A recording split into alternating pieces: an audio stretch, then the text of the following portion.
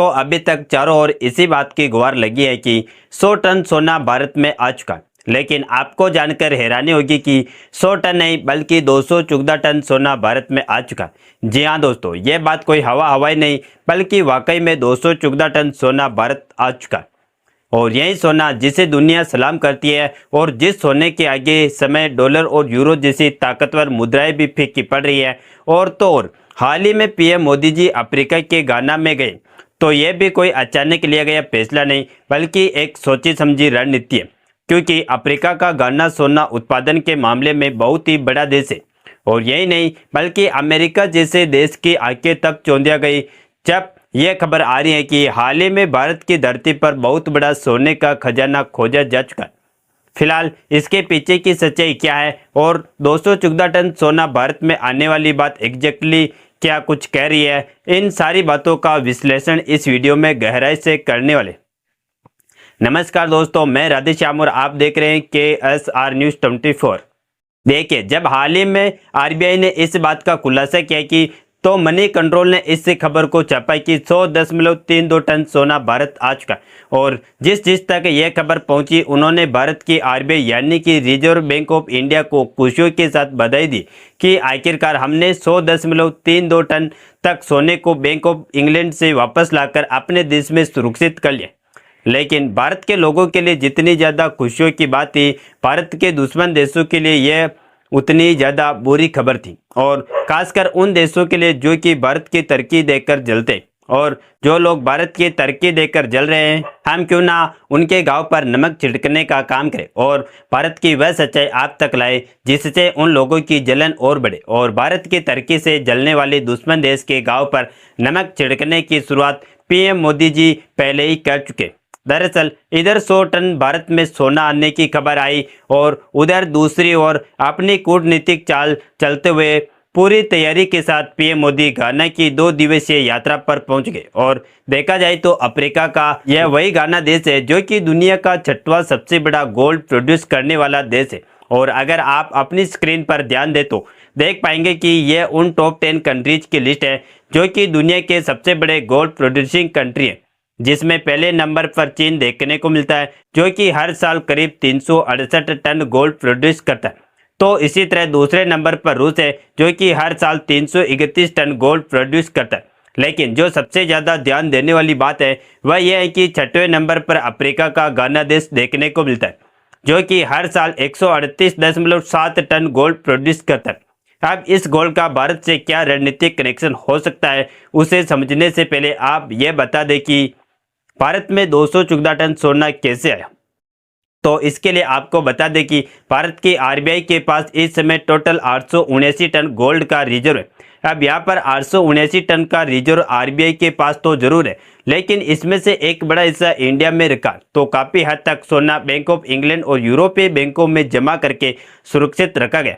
हालांकि जो भी सोना भारत में वापस आ चुका उन सब लेटेस्ट आंकड़ों को देखा जाए तो इस समय भारत के पास रखा सोने का रिजर्व 613 टन हो चुका है और विदेशों में लगभग 224 टन सोना ही है इस समय बचा है, यानी कि 613 प्लस 224 बराबर 837 टन सोना। लेकिन फिर भी इसमें 42 टन सोने की कमी, जिसको आरबीआई ने किसी तीसरे तरीके से सुरक्षित रखा है। अब यहीं से असली ट्विस्ट शुरू होता कि आज जो हम देख पा रहे हैं कि केवल विदेश में भारत का 224 टन सोना ही रखा। पहले इसमें क्वांटिटी काफ़ी ज़्यादा थी और विदेशों में रखे सोने को भारत में लाने की शुरुआत आरबीआई ने साल 2022 में ही कर दी थी, जब आरबीआई ने अपना यहाँ के लॉकर को सुरक्षित कर लिया था। लेकिन 2022 से 2023 के समय भी जो सोना बैंक ऑफ इंग्लैंड से भारत लाया गया उसकी मात्रा 10 से 12 टन सोने के आसपास ही थी। और बड़ा खेल हुआ साल 2024 जब लगभग 100 टन सोना ब्रिटेन से भारत वापस लाया गया। यह 1991 के बाद सबसे बड़ी एकल खेप मानी जा रही। इसके बाद अक्टूबर 2024 में धनतेरस के आसपास 102 टन सोना ब्रिटेन से भारत वापस लाया गया। यह खेप धनतेरस के मौके पर सार्वजनिक की गई थी। इन 2 बड़ी खेपों को मिलाकर और कुछ पहले लाए गए सोने को जोड़कर सितंबर 2022 से सितंबर 2024 तक 214 टन सोने की वापसी हुई। आरबीआई के अनुसार जियोलॉजिकल जोखिमों को देखते हुए और अपनी संपत्ति को घरेलू स्तर पर सुरक्षित रखने के लिए यह कदम उठाएगा। यह ध्यान रखना महत्वपूर्ण है कि आरबीआई अपनी गोल्ड खरीद और भंडारणों को रणनीतिक रूप से मैनेज करता है, जिसमें विदेशों भी कुछ सोना रखना शामिल होता है ताकि तरलता और वैश्विक बाजारों तक पहुंच बनी रहे। और फिलहाल में जो 100.32 टन सोना भारत में वापस आने की बात हो रही है, वह अप्रैल 2024 से मई 2025 के बीच का आंकड़ा है। यानी कि कहने का मतलब यह है कि अभी भी आरबीआई लगातार सोने को वापस लाने पर काम करी और संभवतः उस हिसाब से 250 से 300 टन सोना वापस आ चुका है। हालांकि दिक्कत वाली बात क्या है कि आरबीआई ने स्पष्ट रूप से इस बात को कभी बोला ही नहीं कि हमने टोटल कितना टन सोना वापस लाया, इसीलिए अलग अलग आंकड़ों में कंफ्यूजन देखने को मिलता है। फिलहाल सोने की यह वापसी दिखाती है कि भारत भविष्य में किसी भी वैश्विक फाइनेंशियल अनस्टेबिलिटी के लिए खुद को तैयार कर रहा है। और जैसा कि हमने आपको बताया कि इसी बीच पीएम मोदी की अफ्रीका के सबसे बड़े और दुनिया के 6वें सबसे बड़े सोना उत्पादक देश पीएम मोदी का जाना सबको हैरान कराए, जो कि एक सोची समझी रणनीति है। असल में देखा जाए तो चीन अफ्रीका में भारी निवेश कर चुका है। भारत इस वैक्यूम को अपने पक्ष में भरना चाहता है और गोल्ड जैसे स्ट्रेटेजिक मेटल्स के व्यापार में चीन को चुनौती देने के लिए भारत का गाना से संबंध बढ़ाना एक गोल्डन मूव है। और दूसरी बात यह है कि अफ्रीका से सोने की सप्लाई को सुरक्षित करने के लिए भारत गोल्ड सिक्योरिटी कॉरिडोर पर विचार कर सकता है, जैसे कि रूस से सस्ता तेल लाने के लिए भारत ने अपनी शिपिंग रणनीति बनाई। इसके अलावा जो सबसे कमाल की बात है वह यह है कि आप खुद भारत की धरती में गोल्ड की लोकेशन मिल रही, जहां पर माइनिंग करके भारी भरकम मात्रा में गोल्ड निकाला जा सकता है। जहां इसी से जुड़ी खबर आ रही है कि इंडिया के एक ईस्टर्न स्टेट में बहुत बड़ा खजाना मिल चुका है, क्योंकि वहां पर मल्टीपल डिस्ट्रिक्ट में गोल्ड के बड़े बड़े रिजर्व पाए गए। आपको बता दें कि गोल्ड रिजर्व डिस्कवर किए गए उड़ीसा की धरती पर, जहां कोई छोटा मोटी नहीं बल्कि लार्जेस्ट गोल्ड रिजर्व है, जिनका प्रॉपर सर्वे के बाद जल्दी माइनिंग शुरू की जाएगी। वैसे तो यहाँ पर उतना ही भी ज़्यादा सोना तो इसके इलाके में मिलने की संभावना नहीं है जितना कि बाकी के देशों में मिलता है, लेकिन मीडिया रिपोर्ट्स की माने तो यहाँ पर अगर प्रॉपर माइनिंग की जाती है तो 50 टन तक सोना निकाला जा सकता है।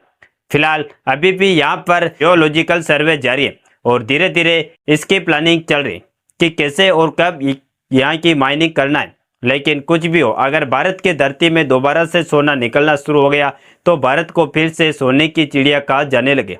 बाकी आप लोग कमेंट बॉक्स में इस बात की दुआएं जरूर दें कि उड़ीसा की धरती पर हमें जरूर से जरूर सोने का भंडार मिले, ताकि भारत अपने सोने की चिड़िया वाला ताज वापस ला सके। और इस वीडियो को एक लाइक करके अपने मित्रों तक शेयर जरूर करें ताकि उन्हें भी जानकारी मिल सके।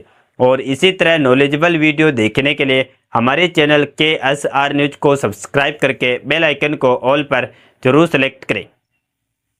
जय श्री राम, जय हिंद, जय भारत।